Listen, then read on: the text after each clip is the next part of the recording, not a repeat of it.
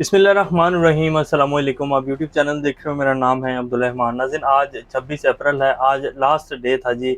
और इस टाइम जो है इसहाक डार साहब जो हैं वो पार्लियामेंट से ख़िताब कर रहे हैं और रीज़न पेश कर रहे हैं कि जी क्यों हमने जो है वो ग्रांट नहीं दी और क्यों स्टेट बैंक ने पैसे जारी नहीं किए, क्यों हम जो है वो इलेक्शन नहीं करवाना चाहते। बेफजूल बातें और कोई ऑथेंटिक रीज़न नहीं, सिर्फ़ और सिर्फ इलेक्शन से भाग रहे हैं।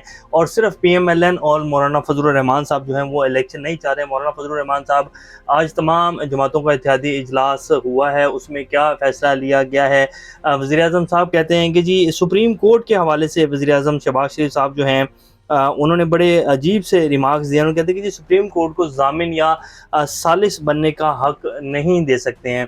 अब अगर सुप्रीम कोर्ट ज़ामिन या सालिस नहीं बनेगी तो फिर जो इमरान खान साहब ने और जो कासिम सूरी ने रूलिंग दी थी और इनका नो कॉन्फिडेंस मोशन कामयाब हुआ था, तब भी फिर सुप्रीम कोर्ट को ये कहते कि जी आप ज़ामिन मत बने, आप सालिस मत बने, जो पार्लियामेंट की कार्रवाई है उसमें कोई भी दखल अंदाजी नहीं कर सकता। अब वज़ीर-ए-आज़म शहबाज शरीफ साहब और क्या कहते हैं, कल क्या होने जा रहा है। कल 11:30 बजे जो है वो केस की समाअत होगी। आज चीफ जस्टिस ऑफ पाकिस्तान जो है वो अदालत नहीं है, उनकी कोई तबीयत नासाज थी। कल उन्होंने कह दिया कि जी कल 11:30 बजे केस की समाअत होगी। जो रिपोर्ट इन्होंने पेश करनी है मुज़ाकरात की। अब इन्होंने मुज़ाकरात क्या किए हैं, बाकायदा उन्होंने एक रिपोर्ट तैयार कर ली है मुज़ाकरात के हवाले से इत्तेहादी जमातों ने। और इन इत्तेहादी जमातों को क्या सुप्रीम कोर्ट ने कहा था कि जी आप मुज़ाकरात करें, या मुज़ाकरात इमरान खान के साथ करने थे। अब इस हवाले से जो इन्होंने रिपोर्ट तैयार की है वो आपके सामने रखेंगे। कल क्या होने जा रहा है, क्या इलेक्शंस होंगे या नहीं होंगे, क्या शहबाज शरीफ साहब के ऊपर नाअहली की तलवार जो है वो लटक चुकी है और शहबाज शरीफ साहब जो है वो कल नाअहल होने जा रहे हैं। तो ये भी आपके सामने रखेंगे। आर्मी चीफ का जो दौरा है जी 4 रोज़ा चाइना का, आज उसके हवाले से आज उनकी जो पहली मुलाकातें हुई हैं उनके हवाले से कुछ डिटेल्स हैं वो भी आपके सामने रखेंगे। शाहिद खान अब्बासी साहब जो कि साबिक वज़ीर-ए-आज़म है पाकिस्तान के, नून लीग के बड़े सीनियर रहनुमा हैं, आजकल कुछ नाराज़ हैं नून लीग से।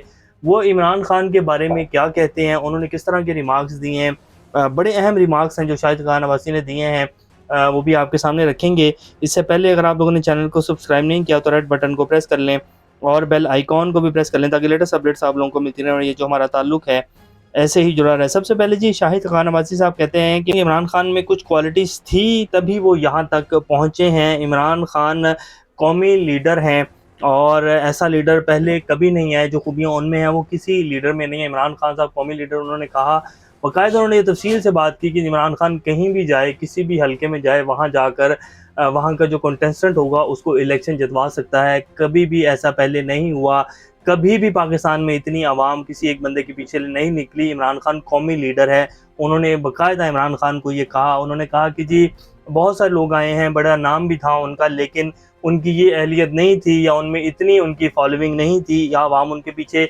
इतनी पागल नहीं थी जितनी इमरान खान के पीछे। इमरान खान कौमी लीडर है। ये शाहिद खान अब्बासी साहब कह रहे हैं, जो कि नून लीग के बड़े सीनियर रहनुमा हैं, नून लीग की तरफ से वज़ीर-ए-आज़म भी बन चुके हैं।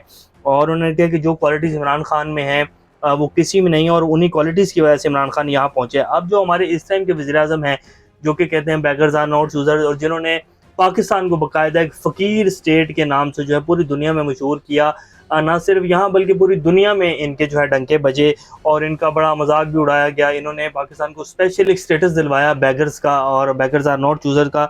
तो वो कहते हैं कि जी सुप्रीम कोर्ट को ज़ामिन या सालिस बनने का हक नहीं दे सकते हैं।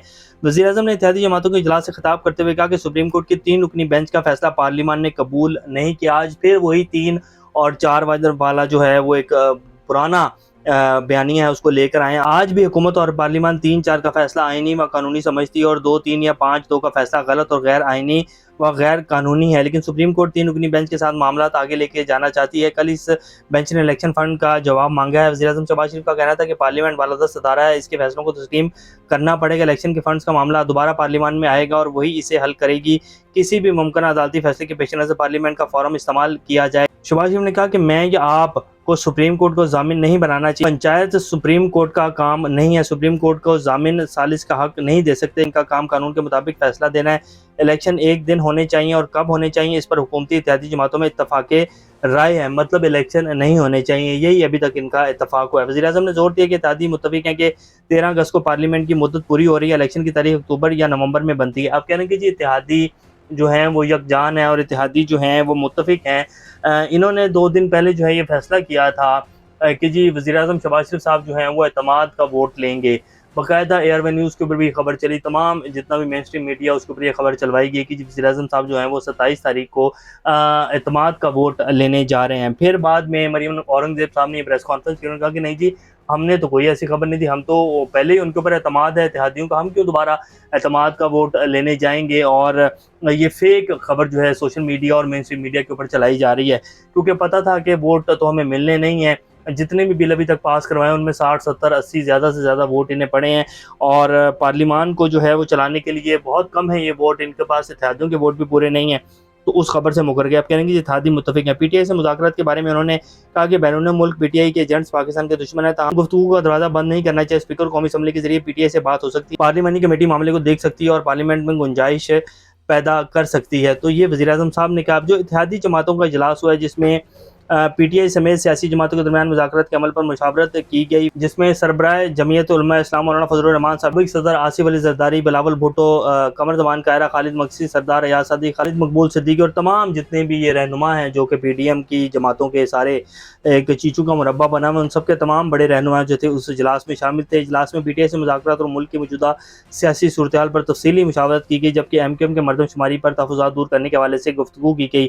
हमने आपको कहा था ना कि एमक्यूएम जो है वो किसी सूरत इधर-उधर नहीं होगी जब तक उनको फाइनली कॉल नहीं जाएगी कि जी अब आप साइड पर हो जाएँ। ये सिर्फ ड्रामेबाज़ी है एमक्यूएम की। आज अगर आपको तहफ़्फ़ुज़ात थे और अगर आप ने जो है वो तमाम इस्तीफ़े ले लिए थे खालिद मकबूल सिद्दीकी साहब, तो आज फिर इत्तेहादी जमातों के इजलास में क्या करने आए थे? एहसन इकबाल साहब उनसे मिले, उन्होंने कहा कि जी हम आपके तहफ़्फ़ुज़ात दूर करेंगे, मतलब कराची में दोबारा मरदमशुमारी करवाई जाएगी। ये किस तरह की बातें हैं जी? कोई इनका जो है वो नज़रिया नहीं है एमक्यूएम का। ये सिर्फ ब्रीफ केस के साथ चलने वाली जमात है, इनकी सियासत का धड़म तख्ता हो चुका है।